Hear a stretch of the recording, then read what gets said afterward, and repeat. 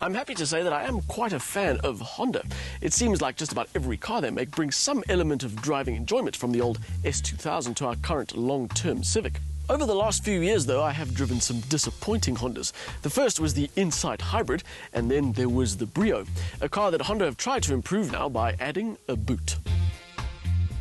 This is the Honda Brio Sedan that, for around 10 grand more than the hatchback, has added convenience thanks to infinitely more cargo space. But the boot also does something quite magical to this car. From the front, the Brio is an attractive and chunky looking thing, but the hatchback from the rear is rather unfortunate.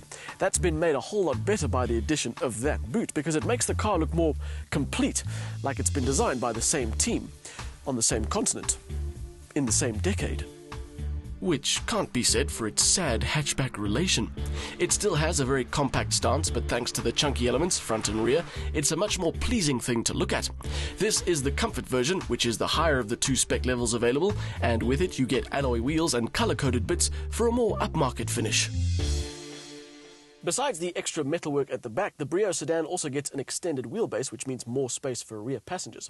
Otherwise, it is almost identical to the hatchback, including the 70s throwback colour scheme of brown, beige and black, which has been made that slightly bit worse by the gold inserts on the seats. Once again, the Brio is rescued by the fact that it is very well spec'd. It's also well laid out and easy to use.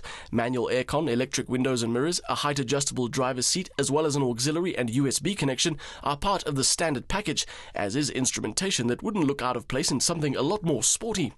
The major improvement is boot space, obviously, where there's now a full 400 litres. Still, the added convenience hasn't really made this car any more convincing. Over the years, there have been many examples of cars with inappropriate names. There was the Chevy Nova, which bombed in South America because Nova in Spanish means doesn't go. Then there was Mitsubishi that suffered the same fate because Pajero means something rude in Spanish. There was the Proton Persona, which quite literally had no persona at all. And then there's this car. Brio means spirited or vigorous, and those are possibly the last two words I'd use to describe this car. The 1200 petrol motor does its best, and it has a credible 65 kilowatts and 109 newton meters, but this isn't a car with anything even remotely approaching Brio. It manages to do its job around town, but you really have to concentrate on your revs and your gearing. The 5-speed manual gearbox just does not like to be rushed. In fact, you have to employ what is possibly the world's slowest gear change action to make it feel right. I'll show you what I mean. Get the revs up to 5,000 RPM, clutch in, change, clutch out.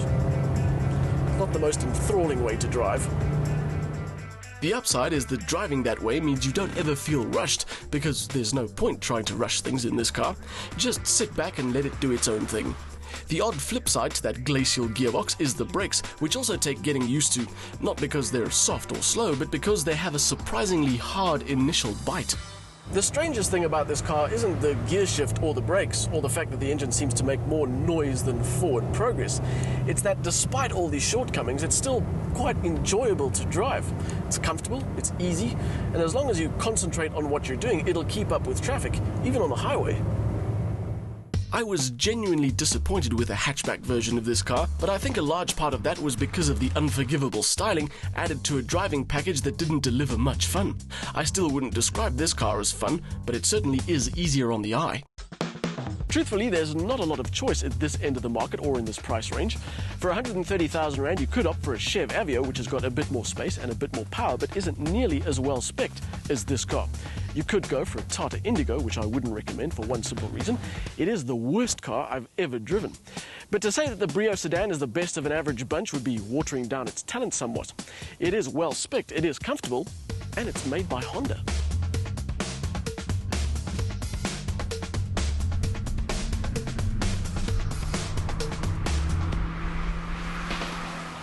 This Honda's 1200 petrol engine doesn't do much to deliver on the promise that the Brio badge makes, but with a bit of concentration, it's good enough. The added boot brings some much-needed cargo space to a well-spec'd and comfortable package, but the Brio does have its quirks, and an interior color scheme that's a few decades old.